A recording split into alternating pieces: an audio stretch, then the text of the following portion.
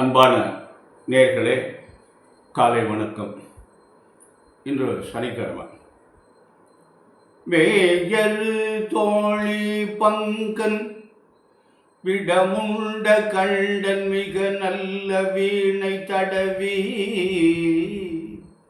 மாசரு திங்கள் கங்கை முடிமேல் அணிந்தன் உளமே புகுந்த அதனால் ஞாயிறு திங்கள் செவ்வாய் புதன் வியாழன் வெள்ளி சனி பாம்பிரண்டுமுடனே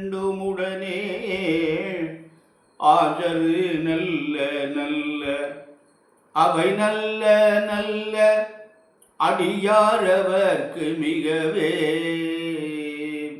எம்பொடு கொம்படாமை இவை மார்பிலங்க எருதேறி ஏழை உடனே பொன்பதி மத்த மாலை புனல் சூடி வந்தன் உளமே புகுந்த அதனால் 9 7 18 உடனாய நாட்களவைதாம் அன்பொடு நல்ல நல்ல அவை நல்ல நல்ல அடியாரவர்க்கு மிகவே. அன்பு சார்ந்த பெரியோர்களே, இன்று மார்கழி மாதம் 13ஆம் நாள் சனிக்கிழமை, திரையோதசி தேதி, இரவு 10:56 வரை இருக்கு. இன்னைக்கு பிரதோஷம். இந்த திரையோதசி அன்னைக்கு பிரதோஷம் வரும். அதனால் அதுவும் சனிக்கிழமை வருது. இந்த பிரதோஷம் சிறப்பாக இருக்கும் அப்படின்னு பேர். அனுஷ நட்சத்திரம் திரையோதசி ஃபுல்லாக இருக்குது இன்னைக்கு அப்படின்னு பேர். அனுஷ நட்சத்திரம் 10:56 வரையும் இருக்குது. பின்னாடி கேட்ட நட்சத்திரம். இந்த 2 நட்சத்திரத்துக்கும் யோகம், சித்த யோகம் இருக்குது. அனுஷத்துக்கும் சித்த யோகம், கேட்டைக்கும் சித்த யோகம் இருக்குது. ராகு காலம் 9 முதல் 10:30, யமகண்டம் 1:30 முதல் 3, குளிகன் 6 முதல் 7:30, சூலம் கிழக்கு. பரிகாரம் எப்போதுமே கிழக்க சூலம்னா தயிர் பரிகாரம். அன்பான நேயர்களே, இந்த கிரகங்கள்லாம் எப்படி இருக்கு என்று பார்ப்போம். இந்த சூரியன் தனுசில் மார்கழி மாதம் 30 நாளும் அவர் இன்னொரு 12 நாளைக்கு அவர் இதாக இருப்பார். இன்னொரு 11 நாள் மார்கழி மாதம், இன்னொரு 12 நாள் 15 நாள் இருப்பார் அதில். அதனால் இது பூரா இதாக இருப்பார். அதுக்கப்புறம் தான் மகரத்துக்கு வருவார். தனுசில் இருக்கார். இன்றைக்கி சந்திர பகவான் எங்கே இருக்கார் அப்படின்னா விருச்சிகத்துக்கு வந்துட்டார். அனுஷ நட்சத்திரம்னா விருச்சிகத்துக்கு வந்துடுவார். செவ்வாய் கடகத்திலே இருக்கார். அடுத்து புதன் விருச்சிகத்தில் இருக்கார். சந்திரன் புதனும் இன்றைக்கி சேர்ந்து ஒன்றா இருக்காங்க. குரு பகவான் ரிஷபத்திலே இருக்கார். அவர் சித்திரை மாதம் 28ஆம் தேதி வரை அங்கே தான் இருப்பார். அதுக்கப்புறம் தான் பயிற்சி ஆவார். சுக்கிரன் மகரத்தில் இருக்கார். அவரும் அங்கே தான் இருக்கார். சனி பகவான் கும்பத்தில், அவர் என்ன ஒரு 1.5 வருஷத்துக்கு கும்பத்தில் தான் இருப்பார். ராகு மீனத்தில் இருக்கார். அவர் என்ன கொஞ்சம் நாளில் அவர் மாறிடுவார். இருந்தாலும் கொஞ்சம் நாளைக்கு இருப்பார் அவர். கேது பகவான் கன்னியில் இருக்கார். ராகுக்கு நேர் எதிர்த்தாப்புல இருப்பார். இந்த கிரகங்கள்லாம் எப்படி இருக்கிறது என்றால், பொதுவாக சொந்த வீடான கும்பத்தில் சனி இருப்பது சிறப்பு. சுக்கிரன் அதில் நட்பு கிரகமான நட்பு வீட்டில் இருக்காங்க. இது 2ம் பெரிய சிறப்பு. மற்றதெல்லாம் சிறப்பு கிடையாது. அதனால் இந்த ராசி பலன்களே எப்படி இருக்கிறது என்று பார்ப்போம். மேஷ ராசி என்பவர்களே, உங்களுக்கு இந்த நாள் எப்படி இருக்குது? மேஷ ராசி என்பவர்கள் ரொம்ப கவனமாக நடந்து கொள்ளுங்கள். அவசரப்படாதீங்க, கோவப்படாதீங்க. உங்களுக்கு நேரம் நன்றாக இருக்குது. நல்ல நேரம். குரு பகவான் 2ஆம் இடத்துல குடும்பஸ்தானத்தில் இருக்கார். 9ஆம் அதிபதி போய் 2ல் குடும்பஸ்தானத்தில் இருப்பது பெரிய சிறப்பு. அதே மாதிரி சனி பகவான் உங்களுக்கு 11ஆம் இடமான லாபஸ்தானத்தில் இருக்கார். இது 2ம் உங்களுக்கு பெரிய சிறப்பு. அதனால் உங்களுக்கு கிரகங்கள் பலமாக இருக்கிறது. அதனால் நல்லது நடக்கும். பொறுமையாக நிதானமாக நீங்கள் செய்ய வேண்டிய காரியங்களை செய்யுங்க. தடை இல்லாமல் நடக்கும். நல்லதே நடக்கும். ஐயா, நல்லது நடக்குங்கிறீங்களே, என்னென்னையா நல்லது நடக்கும் அப்படின்னா, அவங்கவுங்க வயதுக்கு தக்கபடி அவங்கவுங்களுக்கு என்ன தேவையோ அதெல்லாம் நடக்கும். இது சில பேர் இதை வந்து என்ன பண்ணுறாங்கன்னா, அது நடக்கும் இது நடக்கும்லாம் சொல்கிறாங்க. நான் அதை பிரித்து உள்ளே போகிறதில்ல. ஏன்னா நமக்கு தேவை என்னவோ அது நடக்கும். இப்போ ஒருத்தர் வந்து பதவி உயர்வு எதிர்பார்த்துட்டு இருப்பாங்க, அது நிச்சயமாக கிடைக்கும். ஒருத்தர் வெளிநாட்டுக்கு போகிறதுக்கு முயற்சி பண்ணியிருப்பாங்க, புறப்படலாம். ஒருத்தர் குழந்தைக்காக தவம் இருப்பாங்க, கிடைக்கலாம். ஒருத்தர் வீடு கட்டுவதற்காக ஏற்பாடு பண்ணியிருக்கலாம், கிடைக்கலாம். ஒருத்தர் கடை வைப்பதற்காக முயற்சி பண்ணியிருக்கலாம், கடை வைக்கலாம். அப்போ நமக்கு இதெல்லாம் தேவைதானே. அப்போ இதெல்லாம் கொஞ்சம் வருமானம் கூட வரலாம், அது கூட வாய்ப்பு. அதே மாதிரி ரிஷபராசி என்பதிலே உங்களுக்கு குரு ஜென்மத்தில் இருக்குது, கொஞ்சம் பார்த்து கவனமாக நடந்து கொள்ளுங்க. ஜென்ம குரு ஏதாவது பிரச்சனையை உண்டு பண்ணிடுவார். எப்படா வந்து வம்பில் மாட்டுவான்னு பார்த்துட்டு ஏதாவது பிரச்சனையை உண்டு பண்ணிடுவார். பார்த்து கவனமாக நடந்து கொள்ளுங்கள். ஜென்மர் ஜென்மத்தில் குரு வரும்போது ராமர் வந்து வனவாசம் போனார்னு ஒரு பழமொழி சொல்கிறாங்க. அவர் ஜாதகம் நமக்கு தெரியாது, ஏன்னா அவருடைய ஜாதகம்லாம் நம்ம கணிக்க முடியாது. சொல்கிறாங்க ராமர் ஜாதகம் அப்படின்னா, பரமசிவனுக்கே ஜாதகம் கணிக்கிறாங்க. அதனால் அந்த ஜென்மருக்கு ராமர் குரு வந்து வரும்போது வனவாசம் போனார் அப்படின்னு ஒரு பழமொழி. ஆனால் அது உற்று நோக்கினோம்னா உண்மைதான். இந்த வனவாசம் போவது என்பது, இன்று வனவாசம்னா என்ன அப்படின்னா வெளிநாட்டுக்கு போகுது. வெளிநாட்டுக்கு போனால் வனவாசம் தானே. மனைவி, மக்கள், பெற்றோர்கள், சொந்தம் இதெல்லாம் விட்டுட்டு யாருமே தெரியாத ஒரு இடத்துக்கு நம்ம போய் வேலை பார்ப்போம், அது வனவாசம் தான். அதனால் அந்த மாதிரி ஒரு இடமாற்றங்கள் இந்த மாதிரிலாம் கிடைக்கும். பதவி மாற்றம் இதெல்லாம் கிடைக்கிறதுக்கு வாய்ப்பு இருக்குது. கவனமாக நடந்து கொள்ளுங்கள். அன்பான ரிஷபராசி என்பவர்களே, குரு பகவானுடைய மூல மந்திரத்தை பாராயணம் பண்ணுங்க. அதாவது பிரச்சனை நிறையா வந்துக்கிட்டே இருக்கு, எனக்கு தாங்க முடியலன்னு புலம்பிகிட்டே இருக்காருங்க. இறைவனை நாடுங்கள், அவனருள் நிச்சயமாக நமக்கு கிடைக்கும்.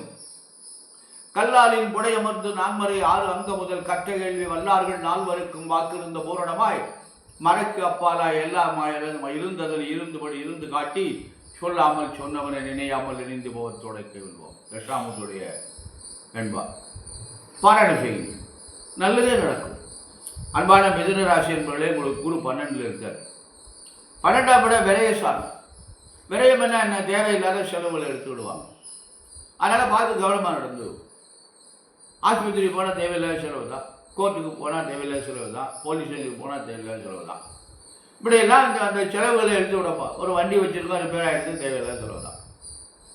அப்படியெல்லாம் ஒரு அமைப்பு. அதனால் பார்த்து கவனமாக நடந்து கொள்ளுங்கள். உங்களால் முடிஞ்சதுன்னா நல்ல செலவாக செய்யுங்கள். நல்ல செலவுனா என்னையா அப்படின்னா, இடம் வாங்குதல், வீடு கட்டுதல், திருமணம் செய்தல். இல்லை என்றால் கவனமாக நடந்து கொள்ளுங்கள். வியாழக்கிழமை தோறும் தட்சாமூர்த்தி வழிபாடு பண்ணுங்கள், உங்களுக்கு நலன் தரும். இந்த தட்சாமூர்த்திக்கு அர்ச்சனை பண்ணுறது, வில்வ பத்திரம் கிடைச்சதுன்னா அதனால அர்ச்சனை பண்ணுறது ரொம்ப புண்ணியம். அடுத்து கடகராசி என்பவர்களே, உங்களுக்கு அருமையான நாள். இந்த கடகராசி என்பவர்கள் எடுத்துக்காட்டாக வாழ்வீர்கள். கடகலக்குனா கடக ராசியில் பிறந்தவங்க ரொம்ப சிறப்பாக இருப்பாங்க. மற்றவங்களை விட தன்னை தனித்து காட்டுவார்னு சொல்கிறாங்க. அது ஒரு சிலரை உற்று நோக்கின்ற பொழுது சரியாக இருக்கிறது. அதனால் நீங்கள் வந்து கவனமாக நடந்து கொள்ளுங்கள், நல்லதே நடக்கும். மற்ற கிரகங்கள்லாம் உங்களுக்கு பலமாக இல்லை. ராசிநாதன் போய் 5ல் இருக்கார், செவ்வாய் சந்திரன் பரிவர்த்தனை யோகம் வர்றாங்க, அது நல்லது. அதனால் உங்களுக்கு நல்ல நாள். அடுத்து சிம்மராசி என்பவர்களே, உங்களுக்கு இந்த குரு பலமாக இல்லை, 10ஆம் இடத்துல இருக்கார். கெட்ட வேலை ஏற்படுற மாதிரி எதுவும் செஞ்சிடாதீங்க. அதனால் பார்த்து கவனமாக நடந்து கொள்ளுங்கள். அன்பான கன்னிராசி என்பவர்களே, உங்களுக்கு நாள் அருமையாக இருக்கிறது. கன்னிராசி என்பவர்களுக்காக நல்ல நாள், நல்லதே நடக்கும், நல்ல காரியங்களாக நடைபெறும் என்று சொல்வது. அன்பான கன்னிராசி என்பவர்களே, இன்று உங்களுக்கு குரு பகவான் 9ல் இருக்கார், சனி பகவான் 6ல் இருக்கார். இதெல்லாம் உங்களுக்கு அருமையான ஒரு பலன்களை தரும், நல்லதெல்லாம் நடக்கும், நல்ல காரியங்களாக நடைபெறும். அன்பான துளாராசி என்பவர்களே, உங்களுக்கு இந்த நாள் சரியில்லை. 8ஆம் இடத்துல குரு இருக்கிறார். இந்த 8ஆம் இடத்துல இருக்கிற குரு என்ன பண்ணுவார் அப்படின்னா, காரியங்களே தடைப்படுத்துவார், தாமதமாக்குவார். அதனால் புதிதாக எதையும் செய்யாதீங்க. கொஞ்ச நாளைக்கு தான், சித்திரை வரை ஐயாயிரம் பலனும் செய்யலாம். இருந்தாலும் பங்குனிலேருந்து நல்ல பலன் வந்துடும். இருப்பினும் அந்த குருக்கு வந்து என்ன பவர்னு கேட்டிங்கன்னா, அடுத்த வீட்டுக்கு போகிறதுக்கு 1 மாதத்துக்கு முன்னாடியே இந்த வீட்டினுடைய பலனை செஞ்சுடுவார். அப்படின்னால நம்ம பங்குனிலேயே நமக்கு நல்ல பலன் கிடைத்து விடும். அதனால் நம்ம கவலைப்பட வேண்டாம், நல்லதே நடக்கும். அன்பான விருச்சிக ராசி என்பதில் உங்களுக்கு நல்ல நாள், நல்லதே நடக்கும், நல்ல காரியம்லாம் நடைபெறும். விருச்சிக ராசி என்பவர்களுக்கு எந்த நல்ல காரியத்தை வேணாலும் இந்த நேரத்தில் செய்யலாம். நல்ல முன்னேற்றங்கள் ஏற்படும், வருமானங்கள் நிறைய வரும். கவனமாக, கோபம் இல்லாமல், அவசரப்படாமல், பொறுமையாக, நிதானமாக நடந்து கொள்ளுங்கள். அதாவது டென்ஷன்னு ஆங்கிலத்தில் சொல்கிறாங்க. அதை வந்து டென்ஷன்னா கோபம்னு பேர். எப்போ பார்த்தாலும் பிரச்சனையை உருவாக்கிக்கிறது, அது இல்லாமல் இருக்கும். அதனால் அது ரொம்ப நல்லது. அதனால் அடுத்து தனுசு ராசி என்பதில் திறமையானவங்க நீங்கள், எல்லா திறமையும் உங்கள்கிட்ட இருக்குது. அதனால் அந்த திறமையை வெளியில் கொண்டு வாங்க. உங்களுக்கு நேரம் அருமையாக இருக்குது. குரு வந்து உங்களுக்கு 9ஆம் இடத்தை பார்க்க, உங்களுக்கு குரு வந்து எங்கே இருக்காருன்னா 6ல் இருக்கார். 6ஆம் இடத்துல இருக்கவர் 2ஆம் இடத்தை பார்க்குறாரு. அந்த பார்வை வந்து சிறப்பாக இருக்கும். உடல்நிலையே கவனமாக இருக்கும். சனி பகவான் 3ல் இருக்கார். ராகு பகவான் உங்களுக்கு 4ஆம் இடத்துல இருக்கார். இது ரெண்டும் உங்களுக்கு நல்ல அருமையான பலன். அதனால் தனுசு ராசி என்பவர்களுக்கு ஜாகிரதையாக நடந்து கொள்ளுங்கள். 7:30 முடிஞ்சது, பயப்படாதீங்க. திறமை இருக்குது, வெளியில் கொண்டு வாங்க. மகர ராசி என்பவர்களே, ஆழமான மன உடையவங்க, அழுத்தமானவங்க. நீங்கள் ரொம்ப கவனமாக நடப்பீங்க, தவறு செய்ய மாட்டீங்க. அதனால் எவ்வளோ பெரிய சிரமத்திலேருந்து தவழ்ச்சி வெளியில் வந்துடுவீங்க. இருப்பினும் 7:30 இருக்கிறது உங்களுக்கு, பார்த்து கவனமாக நடந்து கொள்ளுங்கள். குரு பகவான் உங்களுக்கு நல்ல இடத்துல இருக்காங்க.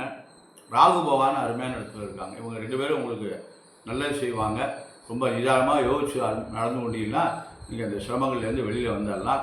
கும்பராசி என்பவர்களே, உங்களுக்கு ஜென்ம குரு. அதனால் இந்த ஜென்ம குரு என்ன பண்ண, ஜென்ம ஜனி, அவர் 7:30 சனியில் ஜென்ம ஜனி நடந்து கொண்டு இருக்கிறது. அது என்ன செய்யும்னா, இன்னும் ஒரு கிட்டத்தட்ட 4.5 வருஷம் 5 வருஷம் நெருக்கி இருக்காங்க. அவங்க வந்து காலங்களில் கொஞ்சம் முதல் ரவுண்டாக இருந்தால் கஷ்டமாக இருக்கும், 2வது ரவுண்டாக இருந்தால் நல்லையாக இருக்கும், 3வது ரவுண்டாக பயப்பட வேண்டாம். அதனால் மற்ற கிரகங்கள்லாம் உங்களுக்கு பலமாக இல்லை. நிதானமாக யோசித்து கவனமாக நடந்து கொள்ளுங்கள். அன்பான மீன ராசி என்பதில் உங்களுக்கு 7:30 நடந்து கொண்டு இருக்கிறது. உங்கள் ராசியில் ராகு பகவான் இருக்கார். அவர் வந்து உங்களுக்கு முன்னேற்றத்தை தரமாட்டார். அதனால் அவர் கொஞ்சம் குழப்பமான ஒரு சூழ்நிலையை உருவாக்கி, இந்த ராகு பேச்சுக்கு அப்புறம் தான் உங்களுக்கு நன்றாக இருக்கும். அதனால் உங்களுக்கு இப்போ ராகு வந்து ஜென்மத்தில் உங்கள் ராசியில் இருக்கார். அது வந்து ஒரு நல்லதில்லை. இருந்தாலும் அந்த மீன ராசி என்பதற்கு குருவுடைய பார்வை வந்து பிரமாதமாக இருக்குது. குரு பார்த்தால் கோடி நன்மை என்று சொல்கிறாங்க. அதனால் மீன ராசி என்பவர்களுக்கு குருவுடைய பார்வைகள் மிக சிறப்பாக இருக்குது. மற்ற கிரகங்கள்லாம் அவங்களுக்கு சிறப்பாக இல்லை. அதனால் மீனராசி என்பவர்கள் ரொம்ப கவனமாக நடந்து கொள்ளுங்கள். மகர ராசி, கும்பராசி, மீனராசி என்பவர்கள்லாம் 7:30 இருக்கிறதுனால, அதாவது நம்ம என்ன பண்ணுறோம்னா, நம்மகிட்ட என்ன பழக்கம்னா, என்னை போட்டு பாடா படுத்துது இந்த 7:30 சனி அப்படின்னு சொல்லி நொந்துக்கிறோம். இந்த 7:30 என்பது நம்மளை கசைக்கு புரியத்தான் செய்யும், பாடத்தான் படுத்தும். அதுலேருந்து நம்ம வெளியில் வரணும். அதனால் நான் உன்னை விட மாட்டேங்க, நீ என்ன வேணாலும் பண்ணு, அதனால் உன்னை நான் விட மாட்டேன் அப்படின்னார். இதில் இளையாங்குடி மாறன் நாயனார்னு ஒருத்தர் இருந்தார். அவர் என்ன பண்ணார்னா, பெரிய நிலக்கிழார். இந்த இளையாங்குடிங்கிறது எங்கே இருக்குன்னா, காளையாரோவிலுக்கும் பரமக்குடிக்கும் இடையில் இருக்குது. அந்த ஊரில் ஒரு சிவன் கோவில், சோழீஸ்வரர்னு ஒரு கோவில், சோழ மன்னரால் கட்டப்பட்ட பழமையான கோவில். அந்த ஊரில் இந்த நாயனார் இருந்தார். இவர் வந்து தினம் அன்னதானம் பண்ணியே போண்டியாயிட்டார். வரவங்களுக்கு பூரா தினம் அந்த அம்மா சமைச்சு கொடுக்க வேண்டியது, இவர் பரிமாற வேண்டியது. அவங்களுக்கு சாப்பாடு போட்டுட்டு தான் இவங்க 2 பேரும் சாப்பிடுவாங்க. அப்போ அந்த காலத்தில் அவர் என்ன பண்ணியிருக்காரு, தினம் 10 பேருக்காக சாப்பாடு போட்டுருக்காங்க. இப்படியே போயிட்டு எல்லாம் போயிடுது, ஒன்றுமே இல்லை. ரொம்ப மோசமான நிலையில் ஒரே ஒரு வயல் மட்டும் இருந்திருக்கு. மழை பெஞ்சிருக்கு. அதை விவசாயம் பண்ணுறதுக்காக கொண்டு போய் முதல் நாள் உழுதுட்டு நெல்லை விதைச்சிட்டு வந்தார். நாளைக்கு காலையில் யாரும் அடியார் வந்தால் சாப்பாடு ஓட்டுறதுக்கு ஒன்றும் வழி இல்லை, என்னடா பண்ணுறது அப்படின்னு நம்பிக்கையோடு இருந்தார். இறைவன் ஏதாவது வழி விடுவார்னு அவர் பழக்கத்தை மாற்றிக்கலை. காலையில் அந்த சோழீஸ்வரர் என்ன பண்ணாருன்னா, இவனுக்கு இதோட சரி, இவனை இனிமேல் கஷ்டப்படுத்த விடக்கூடாது, நம்ம கூட்டின்னு போடணும் அப்படின்னு முடிவு பண்ணி ஒரு முதியவர் வேடத்தில் வந்து, ஐயா பசிக்குது, அன்னம் கிடைக்குமான்னாரு. ஐயா தரையா, நீங்கள் போய் ஸ்நானம் பண்ணிவிட்டு சுவாமி தரிசனம் பண்ணிட்டு வாங்குவோம், அது கூட நாங்கள் சமைச்சு வச்சுருவோம் அப்படின்னாரு. வீட்டில் ஒன்றுமே இல்லை. அப்படி போய் என்ன பண்ணார், கொல்லை பக்கத்தில் இந்த சாரணத்தி கீரைன்னு ஒன்று தரையில் படணும். அருமையான கீரை, அப்படியே ரொம்ப உணவுக்கு வந்து ரொம்ப, அந்த கீரையெல்லாம் சாப்பிட்றதில்ல யாரும். அந்த கீரை வந்து உணவுக்கு ரொம்ப பக்குவமாக இருக்கும். பாசி பருப்பு போட்டு தேங்காய் போட்டு கூட்டு பண்ணுவாங்க. அது வந்து ரொம்ப, அந்த கீரையை பறிச்சுன்னு வந்து அதை கொள்வதற்கு உணவோடு சேர்த்து சாப்பிட்றதுக்கு பதார்த்தம் பண்ணி வை. நான் போய் வயலில் விதைச்சிருக்கிற நெல் அரிச்சின்னு வர்றேன், அதை வறுத்து விட்டு நம்ம சாதம் வடிச்சுட்டு விட்டு போய் ஒரு சல்லடை எடுத்துன்னு போய் இந்த வயலில் இருக்கிற நெல்லெல்லாம் அரிச்சின்னு வந்து வரைய ஓட்டில் போட்டு வறுத்து அதை குத்தி அரிசியாக்கி சாதம் வடிச்சுட்டார். எப்படி பாருங்கள், எவ்வளவு சோதனை பாருங்கள். அந்த சோதனையிலையும் அவர் அதை விடவில்லை. இறைவன் சாப்பாடு ரெடி, இலை போட்டாச்சு. இறைவன் வந்து சாப்பிட்றாரு. சாப்பிட்டு இறைவன் காட்சி கொடுத்து, போதுப்பா நீ கஷ்டப்பட்டது, என்னோட வா நான் கூட்டின்னு போகிறேன்னு சொல்லிட்டு அந்த இளையாங்குடி மாறநாயனாரையும் அவர் மனைவியும் நேர சொர்க்கத்துக்கு கூட்டின்னு போயிட்டாருன்னு சொல்லுவாங்க. இந்த 63 நாயன்மாரில் அவரும் ஒருத்தர். இதை நான் எதுக்கு உங்களுக்கு நான் இதை சொன்னேன் அப்படின்னா, என்ன கஷ்டங்கள் நமக்கு வரும், சோதிப்பதெல்லாம் நன்மை தான், நடப்பதெல்லாம் நன்மைக்கே. அதனால் சோதனை கண்டு துவண்டு விடாதீர்கள். சோதனை என்பது இருக்க தான் செய்யும். சோதிச்சா தான் வெற்றி பெற முடியும். பரீட்சை எழுதினா தான் பாஸ் பண்ண முடியும். இந்த பரீட்சை எழுதலைன்னா பாஸ் பண்ண முடியாது. அப்படிலாம் இருக்குது. அதனால் 7 சனி இருக்குதுன்னு சொல்லி சனி பகவான் மேலே குறை சொல்லாமல் சனிக்கிழமை தோறும் விரதமாக இருக்கும். சனிக்கிழமை விரதமாக இருந்து சனி பகவானுக்கு எள்ளு தீபம் ஏற்றுவோம். இந்த எள்ளு தீபம் ஏற்றதில் நிறைய தப்பெல்லாம் பண்ணியிருக்காங்க. வெள்ளை துணியில் ஏற்றுறாங்க, அந்த மாதிரிலாம் ஏற்றக்கூடாது. அதாவது கருப்பு துணியில், நல்லா காட்டன் துணியில் எள்ளு கொஞ்சம் ஒரு ஸ்பூன் எள்ளை போட்டு முடிச்சு போட்டு ஒரு கிண்ணத்தில் ஊற வச்சுருந்தோம். சாயந்தரம் கொண்டு போய் தனியாக ஏற்றுங்க. எல்லோரும் கும்பலாக வைக்கிறாங்க பாருங்கள், அதில் வைக்காதீங்க. கீழே உள்ள எள்ளு போட்டால் எரியவே எரியாது, மேலே உள்ளது மட்டும் எரிஞ்சிருக்கும், அணைஞ்சி போயிடும். நீங்கள் வச்ச எள்ளு போட்டால் அப்படியே இருந்துடும். அதனால் தனித்தனியாக ஒரு கிளியாஞ்சட்டியில் வச்சிட்டோம்னா அது வாடுக்கு அழகாக எரிஞ்சுருக்கும். அது ரொம்ப முக்கியமானது. அந்த எள்ளு எரிஞ்சு கருகி சாம்பலாக போகணும், அதான் முறை. அடுத்து முடிஞ்சதுன்னா எள்ளு அன்னம் சாதம் கொஞ்சோண்டு வச்சு, பச்சரி சாதம் கொஞ்சம் அடித்து அந்த எள்ளு பொடி தயார் பண்ணி வச்சுருந்து அதை ஸ்பூனை போட்டு கலந்து காக்காய்க்கு வைங்க. அது ரொம்ப நல்லது. வன்னி பாத்திரம் கிடச்சுன்னா சனி பகவானுக்கு வன்னி பாத்திரத்தால் அர்ச்சனை பண்ணுங்கள், அதுவும் ரொம்ப நல்லது. இப்போ கோளறு திருப்பதியம்னு ஞானசம்பந்த பெருமான் இயற்கை நூல் இருக்கிறது. அந்த கோளறு திருப்பதியை பாராயணம் செய்யுங்கள்.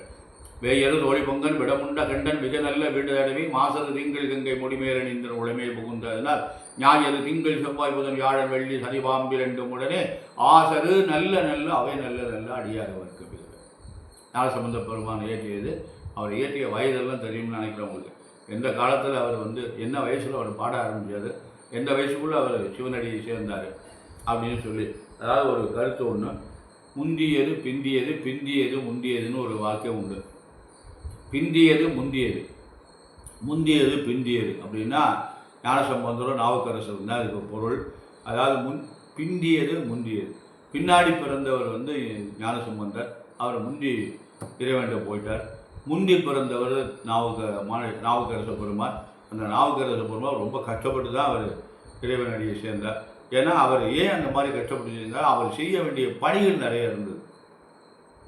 இறைவனுக்கு பணி செய்ய வேண்டிய அமைப்புகள் நிறைய இருந்தது. அதுதான் பிந்தியது முந்தியது, முந்தியது பிந்தியதுன்னு ஒரு பழமொழி உண்டு.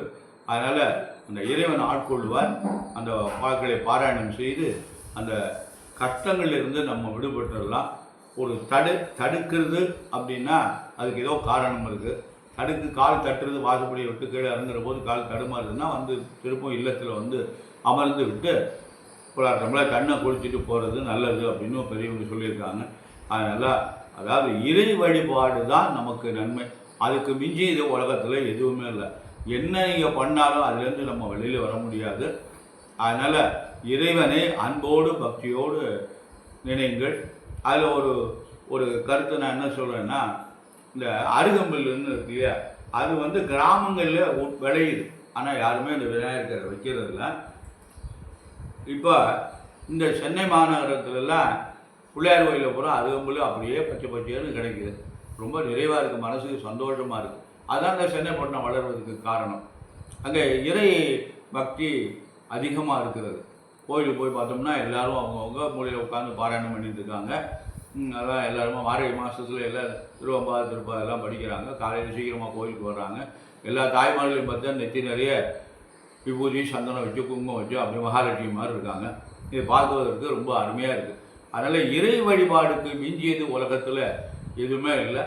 அதனால் அந்த இறைவனை வழிபட்டு நல்லருள் பெற வேண்டுமா எல்லாம் வல்ல எம்பெருமான் சர்வேஸ்வரனையும் வள்ளல் பெருமான் வள்ளியில் மனவான முருகப்பெருமானை பிரார்த்தனை செய்து நிறைவு செய்கிறேன். நன்றி வணக்கம்.